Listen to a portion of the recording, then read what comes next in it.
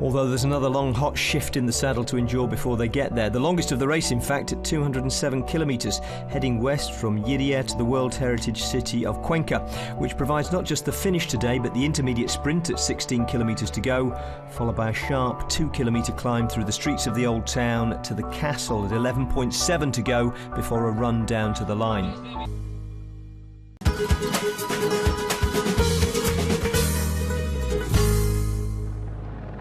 Matej Mohoric, with less than 10 kilometres to go until the finish line, does not want to have to take his chances in a sprint with JJ Rojas, Thomas de Gendt and Pavel Polionsky. He wants to ride away from all of them, and that's exactly what he's doing. Very interesting man. Still very young in his formative years of his career. Just 22 years of age, the Slovenian. Joined Lampre, as it was, from the former Cannondale squad. And you may think of him as a kind of climber and a TT rider and a GC prospect in the making, but he is one of the only men, I think actually the only rider, who has won both the junior and the under-23 World Road Race Championships, as the peloton now hit the foot of that climb and Team Sky lead Chris Froome up the middle of the road. So Mohoric is a very interesting character, and David, he won that junior World Road Race Championship in a bunch sprint, beating Caleb Ewan back in the day. I mean, they've gone very, very separate paths since then. Oh, I mean, he's clearly on fire today, because the fact that he was attacking before the climb, then leading the whole way up the climb, then attacking them again now. He's head and shoulders the strongest. Now he's just got to make sure, and look at the great position as well. And he's placed everybody else in that little group of four in a very difficult tactical position now, this close to the finish line. Who's going to work? Exactly, and Rojas is always going to be, this is the thing that Rojas was not supposed to let happen. Just don't let anybody get away from you, and it's. But I think Mohoric was just so strong, and just chose a perfect moment where somebody hesitated, opened a gap, and has just put the hammer down. We see the group of, looks like Demarchi and Ball are making it back onto the chasing group. So that group's getting bigger, which is not going to make it any better, because that's going to mean always there's one rider, two riders that won't ride. It loses any harmony that it did have. And there you go, this is the group with Demarchi and Ball, who are just making it on, just about to bridge across to the Rojas de Gendt group. So Jetse Bol making huge and unexpected gains in the general classification, even if he won't pull on that red jersey, because Team Sky will have pegged it back to a safe disadvantage.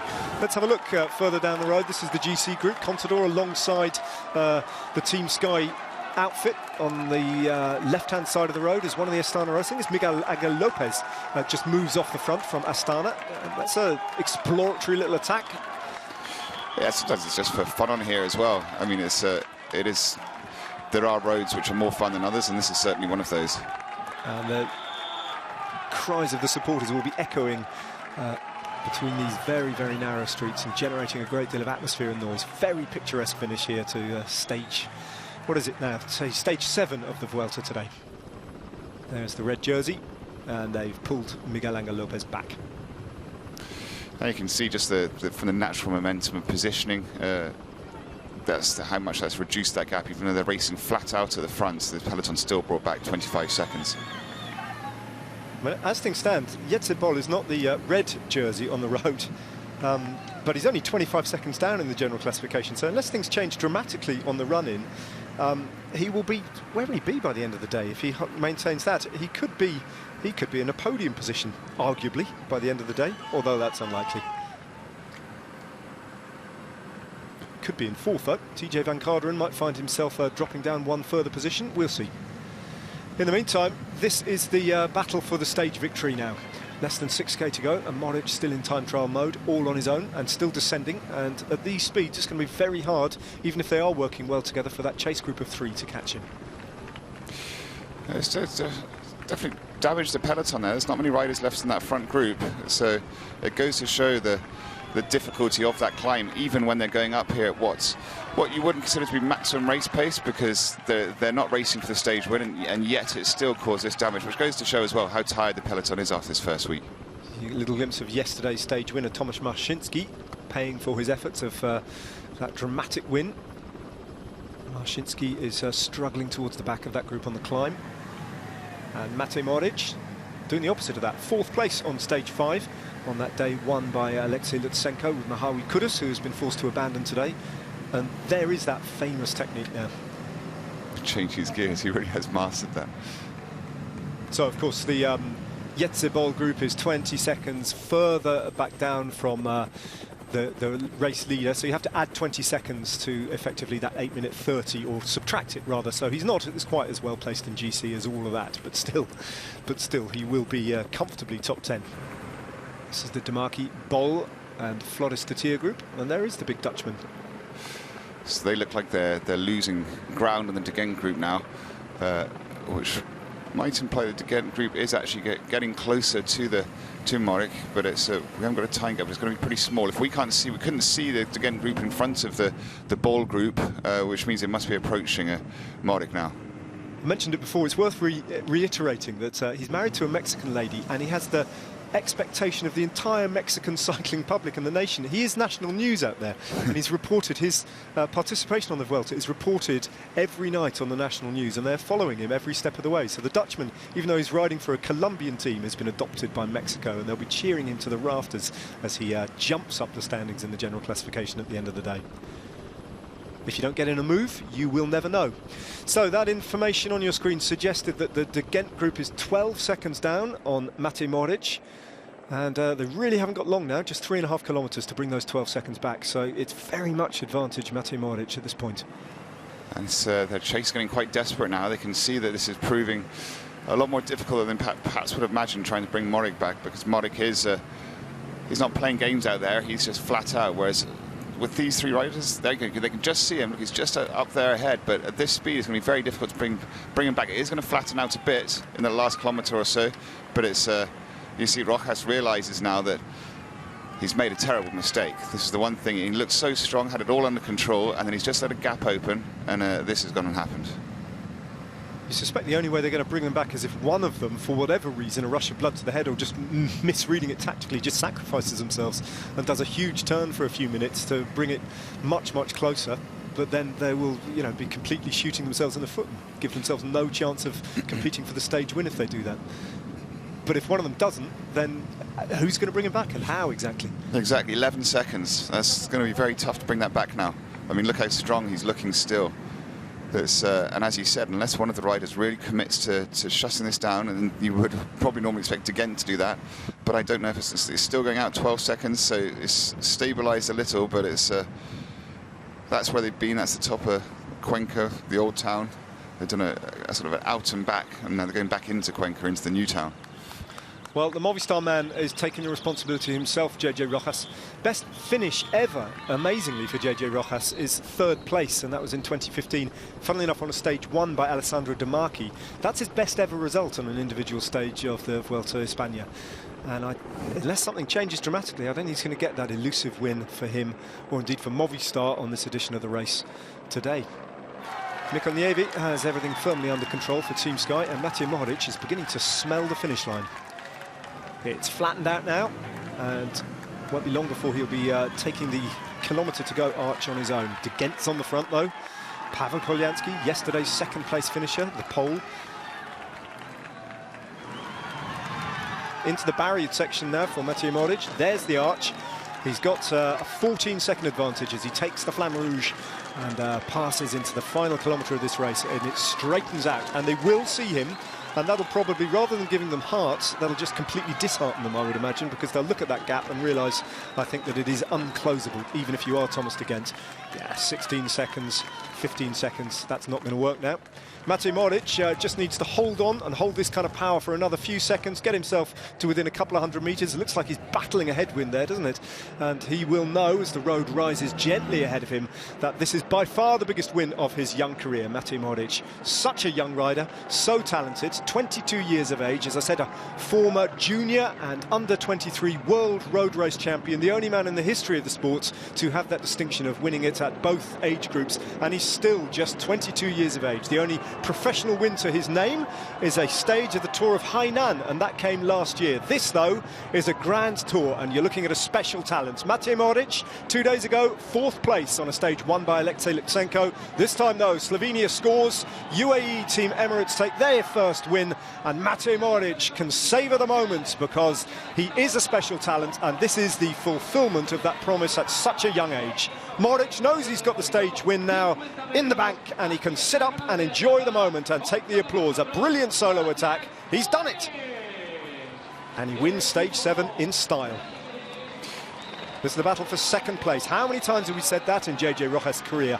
Doesn't win enough for a man of his talent. And is he going to get the best of everyone else in this sprint? You'd have thought so. Pavel Polyansky, no, he finishes second again on consecutive days, the man from Border Hansgrohe. JJ Rojas once again in a podium position on a stage. Third place is all that he can manage, with Thomas de Gendt rolling into fourth. Alessandro De Marchi will have to settle for fifth. Floris de Tier, he'll take that, sixth place, very decent indeed. And Jetse Bol stops the clock, 30 seconds down on the race leader, and he'll be interested now in where he ends up in the general classification at the end of the day, as the red jersey of Chris Froome and Team Sky and the rest of them wind their way down the descent, and they will roll towards the finish line with one eye, just one eye on the clock, to make sure that Jetse Bol doesn't end up somewhere silly in the GC. And one of the things that the Vuelta does better than any other Grand Tour is give an opportunity for a young rider of this kind of talent, this kind of win. Stand up and applaud Matej Mohoric over the line, because I think you're going to be seeing a lot more of him over the coming years. At 22 years of age, he takes his first Grand Tour victory. Mikel Nieve moves back to the front. He's ordered back onto the front by Wout Poels, and they just have to drive the pace towards the finish line. Around about 7.5 minutes at this point, around about, since Jetse Bol finished, the man who started the day 8 minutes and 55 seconds down. So he is going to be, what, a minute down in GC? Something like that, at the end of the day, the Dutchman. Around about 7 minutes and 30 seconds at this point, Jetse Bol. So he's at around about 1:25 down in GC, or he was when I started that sentence. And it's narrowing all the time. So he's edging towards around about a deficit of around about 1:10, something like that in the general classification. And if that is the case, I think Simon Yates' 10th place is under threat, and Jetse Bol might well yet find himself in the top 10 at the end of the day. They're looking across to see who's there. Bob Jungels is there, David de la Cruz is there. Caught the sight of Nico Roach, the red jersey is clearly there. Don't think they're going to be sprinting. 8 minutes and 9 seconds unofficially since Jetse Bol crossed the line, which means that his deficit is, what, 40, I can't do the maths, 46 seconds, David, have I done the maths right there? 8 or 9. Yeah. Which puts him, actually, on that basis, if I've got my maths roughly right, somewhere around David de la Cruz and Fabio Aru in around about 6th place in general classification. A good day's work for Jetse Bol.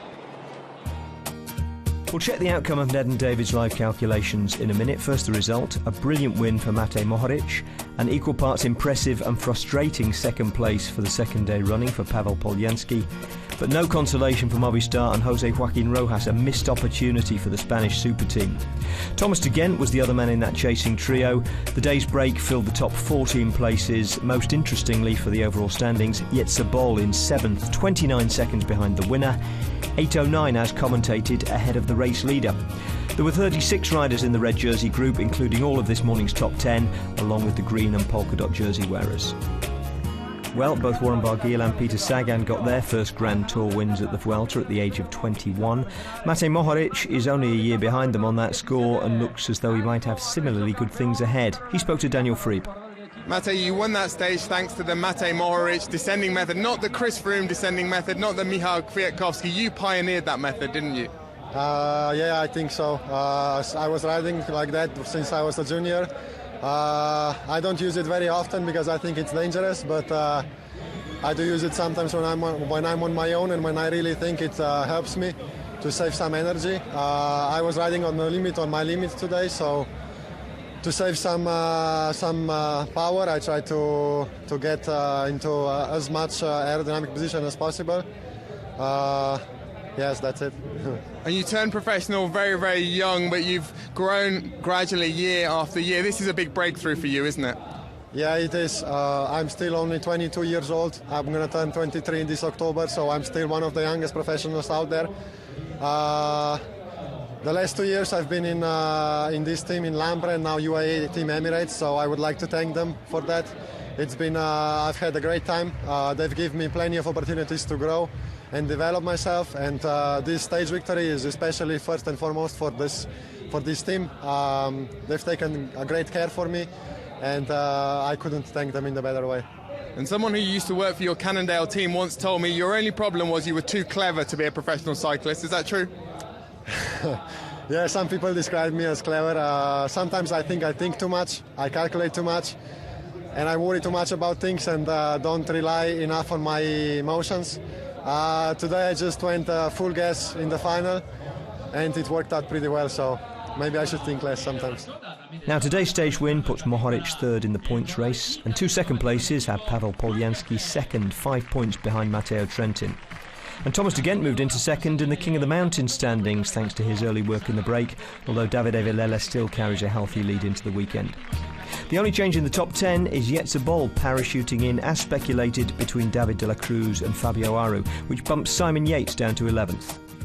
Chris, there was a moment today, or several moments, when it looked as though Jetse Bol was going to threaten your red jersey. Might that have suited you if he'd taken the red jersey? I don't think we were in too much bother today. I mean, we knew that it was getting close, but we were a lot more in control today than we were yesterday. I think yesterday was a much harder, full-on stage. We still had quite a few guys in reserve today if we really had to start chasing hard. But we knew the break would lose a bit of time in the final as we sped up as well for the final climb. But the guys were fantastic today. I mean, Ian Stannard and Christian Knies in particular, they did pretty much the whole stage on the front today. And he was able to sit comfortably behind them in the absence of Alberto Contador, or anyone else for that matter, deciding to attack and make things interesting. The big favourites apparently having agreed among themselves that there'll be more than enough interest to come over the next couple of days of the Vuelta.